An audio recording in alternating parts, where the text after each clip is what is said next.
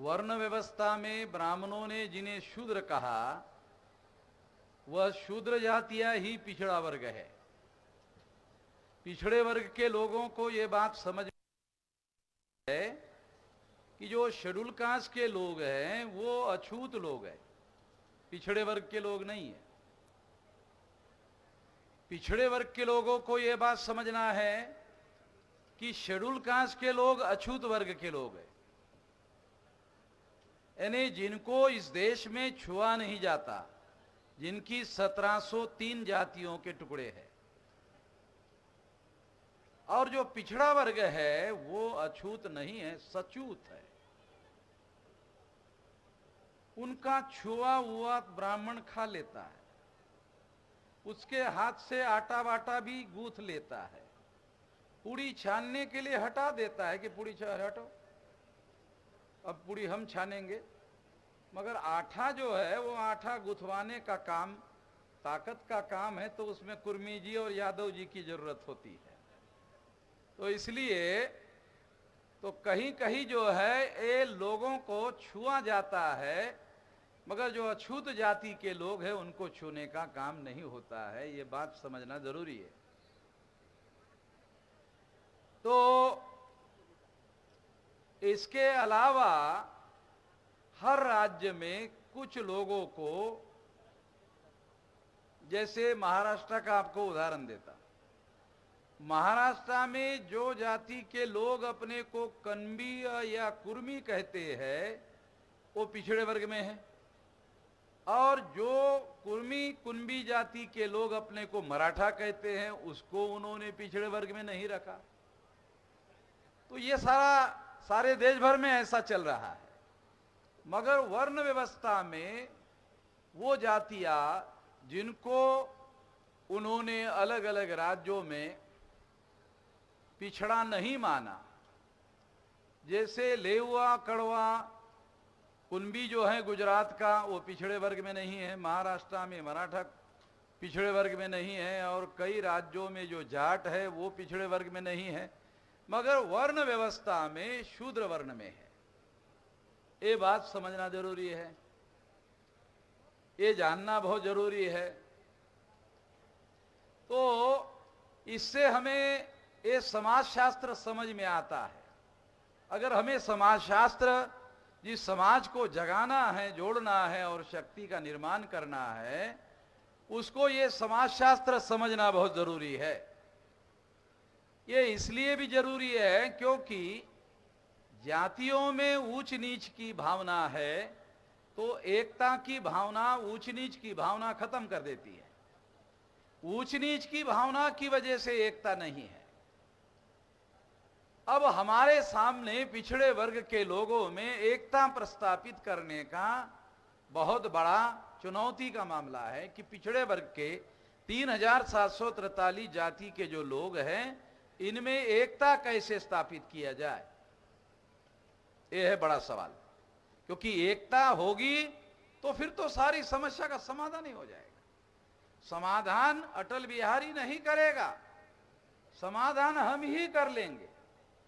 जब एकता हमारी होगी तो समाधान भी हम ही कर लेंगे। वो लोग एकता नहीं होने देंगे, हमें एकता स्थापित करनी होगी। तो एकता स्थापित करने के लिए हमको कोई आधार ढूंढना होगा। जैसे जोड़ने के लिए सॉल्यूशन लगाया जाता है, सीमेंट लगाया जाता है, और कई प्रकार का पदार्थ जो है, आदमी और आदमी को सॉल्यूशन से जोड़ा नहीं जा सकता, सीमेंट से जोड़ा नहीं जा सकता। ईंट को ईंट से, सीमेंट से जोड़ा जा सकता है, चमड़े के टुकड़ों को सॉल्यूशन से जोड़ा जा सकता है, मगर सीमेंट से और सॉल्यूशन से इंसान और इंसान से जोड़ा नहीं जा सकता। इंसान और इंसान को जोड़ने के लिए हमारे पास कोई और रसायन चाहिए। वो रसायन हम लोगों को ढूंढना जरूरी है, वो आधार हमें ढूंढना बहुत जरूरी है। क्योंकि वो आधार अगर हमें मालूम हो गया तो फिर हम लोग जोड़ना बड़ा आसान हो जाएगा। यदि हम देखेंगे सिंधु घाटी सभ्यता में जातियां नहीं थी, टुकड़े नहीं थे, एकता की भावना थी, एकता की भावना को विभाजित कर दिया गया। अगर हम लोग ancient Indian history, Ramayana Mahabharata लिखने के पहले का इतिहास अगर देख लो तो हमें पता चलता है कि हम पिछड़े वर्ग के जो लोग हैं वो पूर्व के बुद्धिस्ट लोग हैं। बुद्धिस्ट होने के पहले भी हम लोग मूल निवासी हैं, और मूल निवासी होने के पहले हम लोग तमाम सारे पिछड़े वर्ग के लोग नाग लोग हैं। मुझे नहीं लगता पिछड़े वर्ग के लोगों को यह बात जानकारी है। अगर आप ज्यादा एंशियन इंडियन हिस्ट्री में अंदर जाओ तो तमाम सारे पिछड़े वर्ग के लोग नाग लोग हैं। नाग यानी सांप नहीं भाई। तो हमारे लोग बोले अरे तो वामन मेश्राम हमको सांप कह रहा है। सांप नहीं, नाग लोग हैं। तो ये नाग लोग है। तो नाग लोगों का झगड़ा था ब्राह्मणों के साथ, इसलिए नागों को 6247 जाति के टुकड़ों में बांटा ब्राह्मणों ने। नाग एक थे तो भारी थे। नागों ने मौर्य साम्राज्य स्थापित किया। ब्राह्मणों का कोई इतिहास नहीं है कि इन्होंने कोई राज्य संस्था का निर्माण किया। ब्राह्मण कहते हैं दुनिया वालों को कि ब्राह्मणों की संस्कृति है। क्या है? ब्राह्मणों की संस्कृति वर्ण व्यवस्था की है, ब्राह्मणों की संस्कृति जाति व्यवस्था की है, ब्राह्मणों की संस्कृति अस्पृश्यता की है, ब्राह्मणों की संस्कृति महिलाओं को दास बनाने की है, ब्राह्मणों की संस्कृति शूद्रत्व पिछड़े वर्ग पर थोपने की है। ये सारी ब्राह्मणों की संस्कृति है। तो ये कोई गर्व की बात है? ये जो ब्राह्मणों की संस्कृति जो बोल रहे हैं ये गर्व की बात नहीं है। इसमें कोई गर्व करने वाली बात नहीं है। मगर जो हमारी संस्कृति है वही लोग, वो ब्राह्मण लोग हमारी संस्कृति बना करके लोगों के सामने पेश करते हैं, जो वो है नहीं। मैं आप लोगों को, जो पढ़े लिखे लोग हैं, उन लोगों को ये कहता हूं कि जरा नाग लोगों का इतिहास पढ़ो। तो नवल वियोगी हो गए। Naval Viyogi archaeological survey of India के डिप्टी डायरेक्टर थे ऑल इंडिया के। उन्होंने किताब लिखा है, हो सकता है यहां आया हो। किताब का नाम है Nagas the ancient ruler of India. पढ़ लेना, Nagas the ancient ruler of India. तो आर्कियोलॉजिकल एविडेंस के आधार पर प्रमाणित किया। और दुनिया में जो इतिहास लिखने वाले लोग हैं, जब आर्कियोलॉजिकल एविडेंस दिया जाता है तो फाइनल एविडेंस, आर्कियोलॉजिकल एविडेंस को फाइनल एविडेंस माना जाता है। और दुनिया में कोई आर्कियोलॉजिकल एविडेंस को गलत नहीं कह सकता। तो हम लोग जो है वो नाग लोग हैं। महाभारत अगर पढ़ लो तो महाभारत में एक यज्ञ हुआ है, उस यज्ञ में नागों को जलाने की कथा आती है। अरे जानते हो क्या? ये थोड़ा पढ़ लो। महाभारत हमारा इतिहास नहीं है, मगर उनके इतिहास में हम लोगों को जलाने का इतिहास है। एक व्यक्ति कर्ण के पास जाता है, कर्ण के पास कहता है कि पांडवों के विरोध में मैं आपको साथ देने के लिए तैयार हूं। कर्ण कहता है तुम बाहरी लोग हो, हमारा मामला हम देख लेंगे। महाभारत में लिखा हुआ है, मेरी बात नहीं कह रहा है, पंडित ने लिखा। क्या बोल रहा है? महाभारत में एक आदमी कर्ण के पास जाता है, नाग योद्धा। महाभारत में भी तक्षक है, तक्षक नाग है। तो वो नाग उसके पास जाता है कि मैं पांडवों के विरोध में, कर्ण को कहता है आपकी मदद करना चाहता हूं लड़ाई में पांडवों को पराजित करने के लिए। कर्ण कहता है उसको, ये हमारा मामला है, तुम बाहरी हो। ये हमारा मामला है, तुम बाहरी हो, तुम्हारी मदद नहीं चाहिए, हम अपना देख लेंगे। बाहरी हो साले, वही बाहरी हमको बाहरी बोल रहा है महाभारत है। वो खुद बाहरी यूरेशिया से आया हुआ, मतलब हमको बाहरी बोल रहा है। मतलब रिकॉर्ड आपको बता रहा हूं, ब्राह्मणों के महाभारत में भी हमारा इतिहास दूसरे तरीके से लिखा हुआ है। समझने की दृष्टि चाहिए, जिसके पास दृष्टि है वो समझ सकता है, कोई भी नहीं समझ सकता। तो इसलिए मैं आप लोगों को बता रहा हूं, हम लोग नाग लोग हैं, और मैंने कभी ब्राह्मणों को नाग पूजा करते हुए नहीं देखा। दुनिया की पूजा करता है मगर नाग की पूजा नहीं करता। ब्राह्मणों को नाग पूजा करते हुए कभी नहीं देखा। और सारा देश का Bahujan Samaj, SC ST OBC, ये नाग पंचमी का त्योहार मनाता है। भारत में नाग पंचमी का त्योहार जो है वो नेशनल लेवल का है। मैं मध्य प्रदेश में उधर गया था, तो एक रेलवे स्टेशन का नाम, आज से 25 साल पहले मैं दिल्ली जाता था वहां से, तो उस रेलवे स्टेशन का नाम था नागदाह। नागदाह यानी नागों को जलाने की जगह, नागदाह। अब गया तो उसमें लिखा था नागदा। अरे मैंने कहा पंडित ने साला नाम बदल दिया क्या? मैं यहां से 20 साल पहले जाता था तो रेलवे स्टेशन का नाम था नागदाह। अब चेंज हो गया। चेंज क्या लिखा है? नागदा। दाह, ह निकाल दिया। 2 शब्द थे, नाग दाह, तो ह निकाल दिया। तो नागदाह से इतिहास समझ में आता है, शब्द के पीछे इतिहास है, मगर नागदाह से समझ में नहीं आता। तो हम लोगों ने सारे देश भर में नाग के बारे में लोगों को बताना शुरू कर दिया। ब्राह्मणों को मालूम हो गया, अरे नागदाह साला वामन मिश्रम बताएगा भाई उदाहरण है, उसी को समझ में आता है, बाकी किसी को समझ में नहीं आता कुछ। तो बदलने के बाद भी मुझे समझ में आता है, नहीं बदला तो भी समझ में आता है, बदला तो भी समझ में आता है। आप लोगों ने कभी ब्राह्मणों के नामों में नाग शब्द नहीं देखा होगा, मगर तमाम बैकवर्ड क्लासेस के लोगों के नाम में नाग शब्द आता है। नहीं, बहुत सारे लोगों के नाम है नाग में कोई न कोई शब्द जुड़ा हुआ जो है वो उसमें नाम के साथ जुड़ा हुआ है। महिलाओं के नाम में भी मैंने नाग देखा। तो इस तरह से ये इतिहास हमारा है, ये प्राचीन इतिहास हमारा है। हम लोग प्राचीन जो है नाग लोग हैं। नाग लोगों को 6247 जाति के टुकड़ों में बांटा।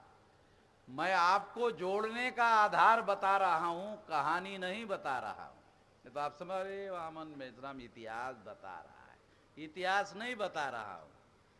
एकता स्थापित करने के लिए कोई आधार चाहिए। हवा में तीर मारने से लगेगा नहीं। हवा में मारो तीर, साला लगेगा हवा में तीर? तो कोई आधार चाहिए। आधार होगा तो एकता स्थापित होगी। तो हम लोग 6247 जाति के टुकड़ों में बांटे हुए जो लोग हैं, एंशियंट इंडियन हिस्ट्री में एक लोग थे, नाग लोग थे। जब आप ये बताना शुरू करोगे तो सेंस ऑफ यूनिटी का भाव 6247 जाति के बीच में दिमाग में एक भावना आएगी। भावना, विचार दूसरे नंबर पर आएगा, एकता तीसरे नंबर पर आएगी, पहले आएगी भावना। दिमाग में एक भावना होनी चाहिए। विचार दूसरे नंबर पर आएगा, एकता तीसरे नंबर पर आएगी। इस आधार पर हम एकता स्थापित कर सकते हैं। ये एकता स्थापित करने के लिए बहुत बहुत बहुत महत्वपूर्ण आधार है, क्योंकि हम रेशियली ब्राह्मणों से अलग है। ब्राह्मण का रेस अलग है, नाग लोगों का रेस अलग है। नाग लोगों का और ब्राह्मणों का बहुत भारी संघर्ष भारत में हुआ और ये संघर्ष बहुत भयंकर संघर्ष हुआ। सारा प्राचीन इतिहास इससे भरा पड़ा हुआ है। अगर आप इसका इतिहास का अध्ययन करो तो आपको पता चलेगा।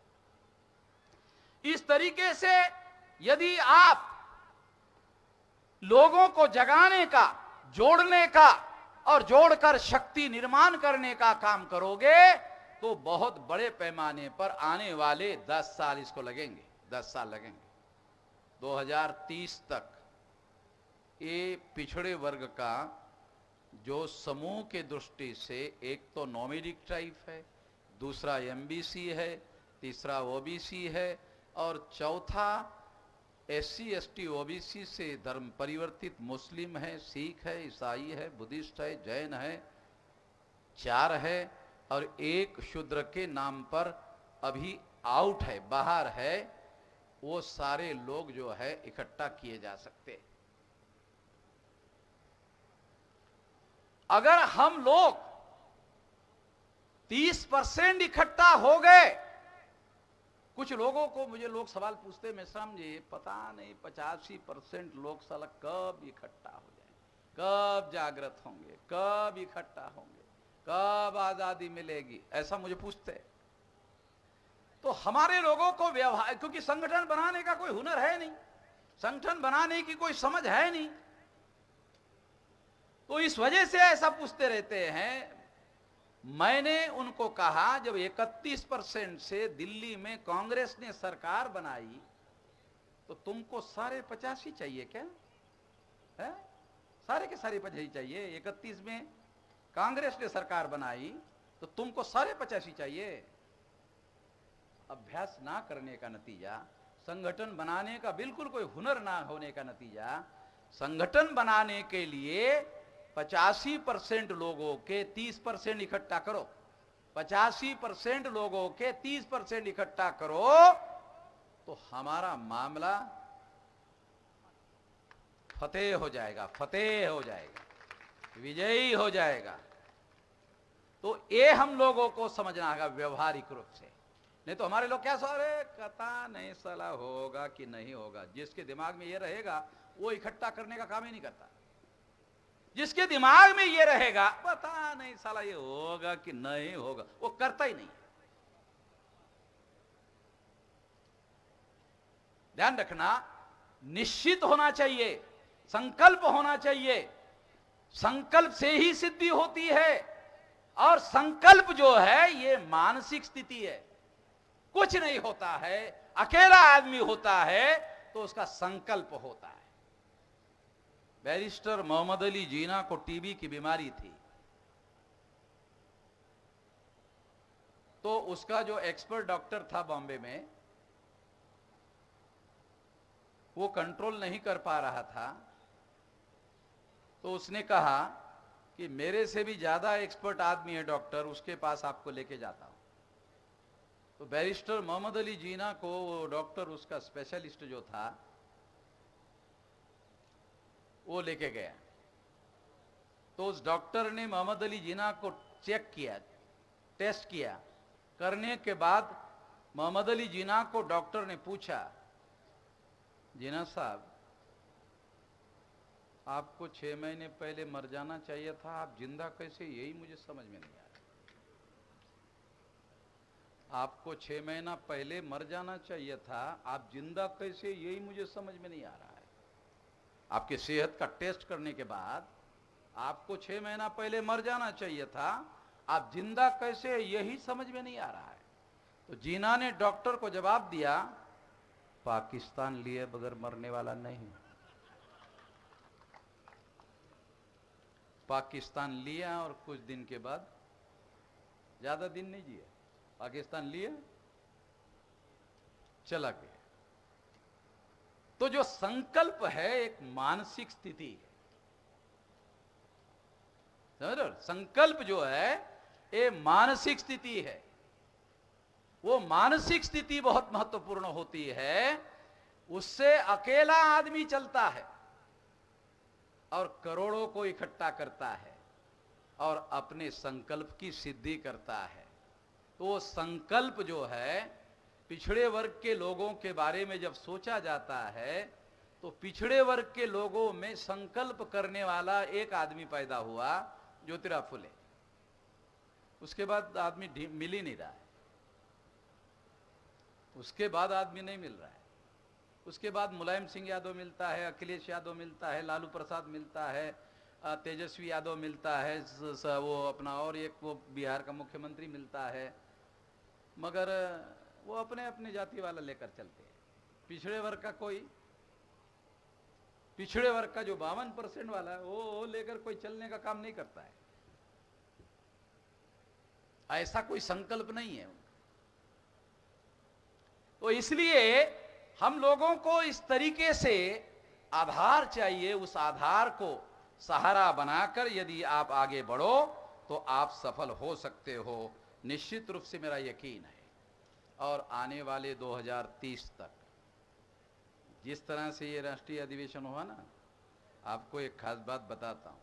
पहले हमारा बामसेब का एक अधिवेशन राष्ट्रीय स्तर का होता था, एक अधिवेशन। इस साल 17 राष्ट्रीय अधिवेशन, 17 राष्ट्रीय अधिवेशन एक अधिवेशन होता था।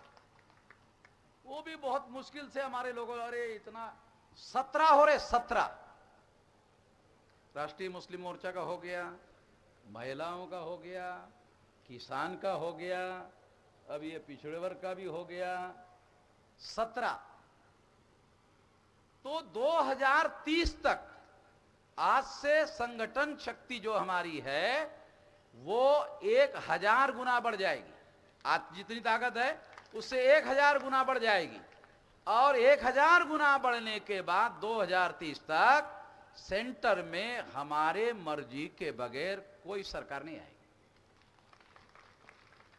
2030 में हमारी ताकत इतनी होगी, शक्ति इतनी होगी संगठन की कि 2030 में हमारे मर्जी के बगैर दिल्ली में कोई सरकार नहीं बनेगी। क्यों नहीं बनेगी? हम बनने देंगे तो बनेगी। क्यों नहीं बनेगी? तो हम बनने देंगे तो बनेगी। जब हम बनाएंगे तो बनेगी। जब हम बनाएंगे तो हमारी समस्या का समाधान भी उसमें निहित होगा, करेंगे। इतना ही इस मौके पर मैं कहता हूं, क्योंकि बहुत ज़्यादा कहूँगा बदहजमी होने का खतरा है, तो इसलिए इतना ही आप लोग हजम कर लो, यही पर्याप्त है। धन्यवाद।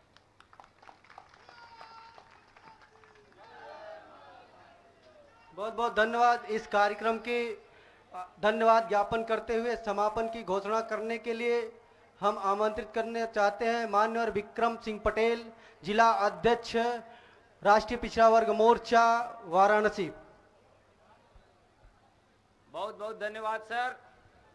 आज राष्ट्रीय पिछड़ा वर्ग मोर्चा का प्रथम और राष्ट्रीय अधिवेशन माननीय चौधरी विकास पटेल जी के नेतृत्व में बहुत ही बड़ी सफलता के साथ संपन्न हुआ। आज के इस अधिवेशन में हम लोगों के लिए सबसे बड़ी उपलब्धि रही माननीय नंद कुमार बघेल जी, जो छत्तीसगढ़ के मुख्यमंत्री हमारे भूपेश बघेल जी के पिताजी हैं, उनका आगमन हुआ। उनका भी मैं राष्ट्रीय पिछड़ा वर्ग मोर्चा की तरफ से आज के इस कार्यक्रम में आए उनका आभार प्रकट करता हूं। साथ ही साथ आज के इस कार्यक्रम के मुख्य अतिथि प्रोफेसर जनार्दन यादव जी भी हम लोगों के बीच में उपस्थित हुए, अपना अमूल्य समय हम लोगों को दिया, उनका भी हार्दिक आभार प्रकट करते हैं। हम लोगों के बीच में बहुत बड़ी संख्या में हमारे विभिन्न भारत के करीब 22 राज्यों से लोगों की उपस्थिति विशेष रूप से रही।